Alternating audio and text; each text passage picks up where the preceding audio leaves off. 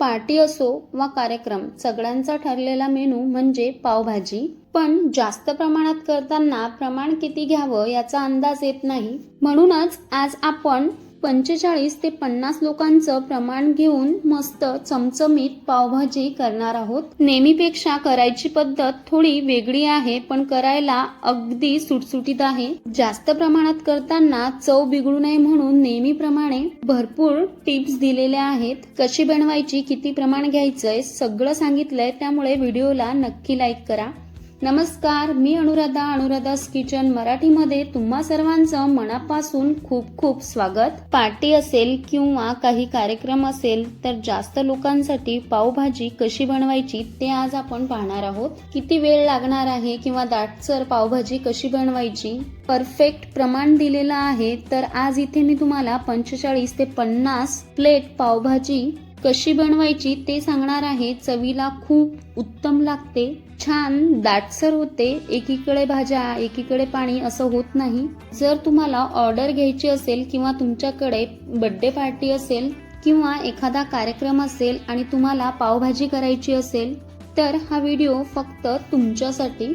अचूक असं प्रमाण दिलं आहे, सगळ्या गोष्टी सांगितल्यात, त्यामुळे व्हिडिओला लाईक करायला अजिबात विसरू नका. सुरुवात करूयात. तर आपण थोडीशी वेगळ्या पद्धतीने पावभाजी करतोय. सर्वात आधी आपण इथे भाज्या शिजायला घालणार आहोत. तर भाज्यांचं प्रमाण सांगते. इथे मी सोलून अर्धा किलो वाटाणा घेतला आहे, 1 किलो टोमॅटो घेतला आहे. इथे जरी मी भाज्यांचं प्रमाण सांगतेय तरी एक वेळ डिस्क्रिप्शन बॉक्स नक्की चेक करा. इथे 1.5 किलो मी बटाटा घेतला आहे, 1/4 किलो फ्लावर घेतला आहे म्हणजेच 750 ग्रॅम, अर्धा किलो शिमला मिरची घेतली आहे, 1 पाव गाजर घेतला आहे आणि पावशर बीटरूट घेतला आहे. भाज्या स्वच्छ करून धुवून घेतल्या आहेत आणि कट करून घेतल्या आहेत, रफली कट केलेल्या आहेत. फक्त बीटरूट इथे मी खिसून घेतला आहे. तर इथे मी ह्या भाज्या 7 लिटरच्या कुकरमध्ये घालून शिजून घेणार आहे. 2 कुकर इथे मी भाज्या शिजवण्यासाठी वापरले आहेत. एक 7 लिटरचा आहे आणि एक 5 लिटरचा आहे.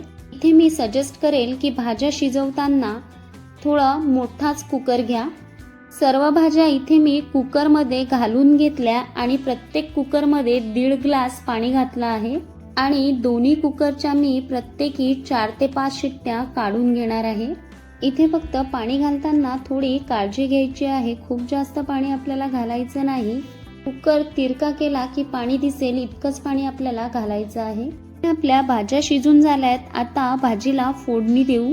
आता इथे आपल्याला घालायचं आहे अर्धा किलो तेल. भाजी बनवण्यासाठी इथे मी पातेलं 15 ते 20 लिटरचं घेतलं आहे. तेलासोबतच इथे मी 100 ग्रॅम बटर सुद्धा घालणार आहे.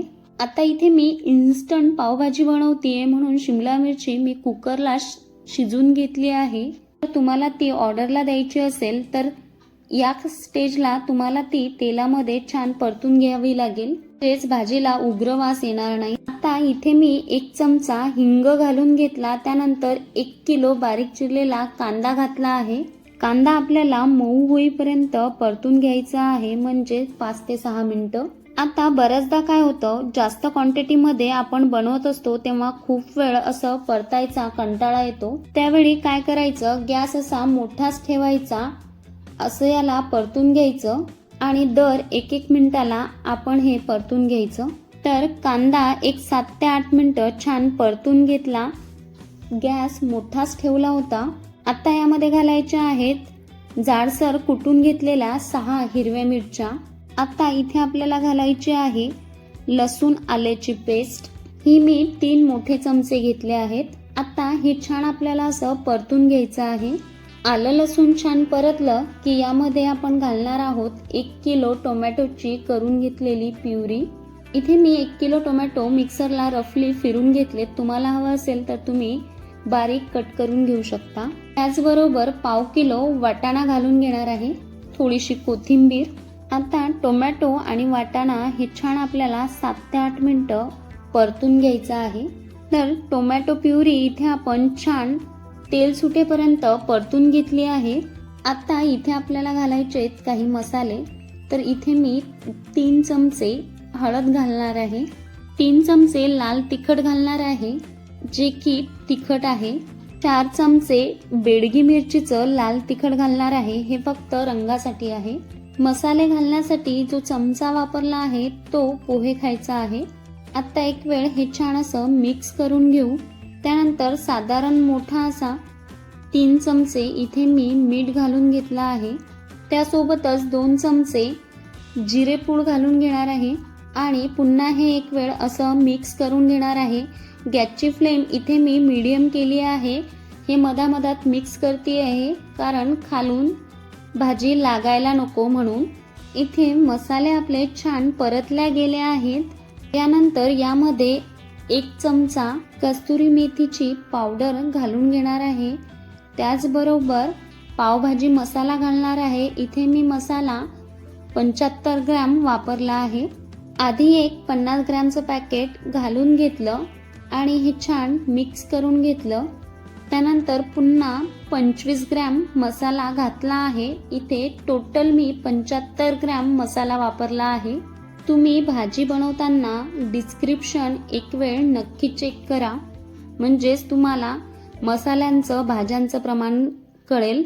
पावभाजी मसाल्याचं प्रमाण तुम्ही तुमच्या आवडीप्रमाणे कमी अधिक करून घेऊ शकता.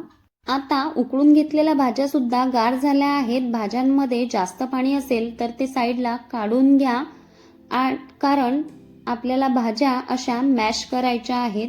तुम्ही भाज्या एकदम पातेल्यात घालून सुद्धा मॅश करू शकता, पण इथे मी 2 कुकरमध्ये लावल्या होत्या म्हणून वेगवेगळ्या छान अशा मॅश करून घेतल्या. हे सोपं पडते कारण सर्व भाज्या एकत्र झाल्या की त्या मॅश करायला जड जातात. मी दोन्ही कुकरमधल्या भाज्या छान इथे मॅश करून घेतल्या आहेत. एक 4 ते 5 मिनिटातच आपल्या ह्या भाज्या छान अशा मॅश करून होतात.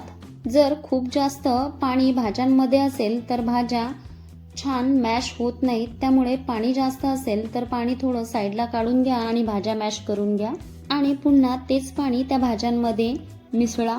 भाज्या खूप अशा मऊ करायच्या नाही इतपत मॅश केल्या आहेत. आता भाज्यांमध्ये घालायचे पाणी इथे आपल्याला गरमच घालायचं आहे आणि ते मिक्स करून घ्यायचं आहे. आता इकडे जो आपला पावभाजीचा मसाला किंवा ग्रेव्ही तयार झाली आहे, ही सुद्धा एक वेळ अशी छान 5 मिनिटं मॅश करून घेऊ. इथे आपली ग्रेव्ही सुद्धा छान तयार झाली आहे. इथे आपण असे वटाणे घालण्याचं एकच कारण आहे की ते भाजी मिळून आणण्याचं काम करतात. सगळं आपण छान परतून घेतलं आहे. आता शिजून घेतलेल्या भाज्या आपल्याला इथे पाण्यासहित घालायच्या आहेत. यामध्ये थोडंसं अजून गरम पाणी वाढवलं.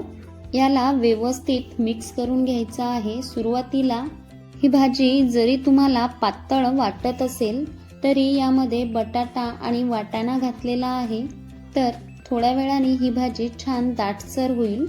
तर हे बघा अशी सरसरीत ही भाजी ठेवली आहे. तुम्ही अजून थोडं पाणी वाढवलं तरी चालेल कारण ही भाजी घट्ट होण्याची शक्यता आहे. ही भाजी घट्ट होतेच. त्यानंतर यामध्ये 1 लिंबाचा रस आपण पिळून घेणार आहोत आणि हे व्यवस्थित असं मिक्स करून घेणार आहोत. त्यानंतर थोडीशी भाजी चाखून बघायची. तिखट, मीठ, पावभाजी मसाला कसा आहे. मला इथे सर्व ठीक वाटतंय, त्यामुळे मी काही एक वाढवणार नाहीये. आता ही भाजी आपल्याला 10 ते 12 मिनिटं मंद आचेवर शिजून घ्यायची आहे. तर 10 ते 12 मिनिटं ही भाजी छान मंद आचेवर उकडलेली आहे. याचा दाटसरपणा बघा अगदी परफेक्ट आहे. अजून थोड्या वेळाने ही छान दाटसर होणार आहे. इथे मला ही पावभाजी बनवण्यासाठी जवळपास 2.5 ते 3 तासाचा वेळ लागला आहे. आता सगळ्यात शेवटी यावर घालायचे बारीक चिरलेली कोथिंबीर आणि वरून थोडंसं बटर घालायचे. याला मिक्स करून घ्यायचं आहे. वरून असं थोडंसं बटर घातलं की छान लागते. इथे मी 150 ग्रॅम बटर भाजीसाठी वापरला आहे. तुम्ही बटरचं प्रमाण आवडीप्रमाणे कमी जास्त करून घेऊ शकता. आणि गॅस बंद करायचा आहे. तर आपली पावभाजी बनून तयार झाली आहे. बटर लावून पाव गरम करूयात आणि गरमागरम पावभाजी सर्व करूयात. तवा गरम करून त्यावर बटर टाकून घेतलं. थोडंसं लाल तिखट टाकून हे छान यावर पाव भाजून घेतले. अजून थोडंसं बटर घालून घेतलं. थोडीशी कोथिंबीर घालून पाव भाजून तयार आहेत. तर अशा प्रकारे आज आपण इथे मस्त चमचमीत पावभाजी, इथे जे मी प्रमाण दिलं आहे ते 45 ते 50 प्लेट्ससाठी आहे. तुम्ही जर ही भाजी प्लेटच्या हिशोबाने बनवलीत तर अगदी बरोबर आहे, पण घरात जर पाहुणे वगैरे आहेत त्यांच्या खाण्यासाठी बनवत असाल तर भाजीचं प्रमाण कमी जास्त होऊ शकते. पण प्लेट वाईज मोजायला गेलं तर प्रमाण बरोबर आहे. आणि इथे जे मी प्रमाण सांगितलं आहे, कांदा टोमॅटोचं असेल, भाज्यांचं असेल, बटर तेलाचं असेल, मसाल्यांचं असेल, ते डिस्क्रिप्शन बॉक्समध्ये व्यवस्थित दिलेलं आहे. तिथे तुम्ही बघून घेऊ शकता. मिरची पावडर, पावभाजी मसाला तुम्ही आवडीप्रमाणे कमी अधिक करून घेऊ शकता. तुम्हाला जर जास्त प्रमाणात पावभाजी बनवायची असेल तर हे प्रमाण वापरा. जशी आपली टेस्ट असते त्याप्रमाणे. करायच्या आधी डिस्क्रिप्शन बॉक्स नक्की चेक करा, म्हणजे करायला तुम्हाला सोपं पडेल. आणि व्हिडिओला लाईक नक्की करा. व्हिडिओ आवडला असेल तर सर्वांसोबत शेअर करा. पुन्हा भेटूया अशाच नवीन रेसिपीसह. तोपर्यंत धन्यवाद.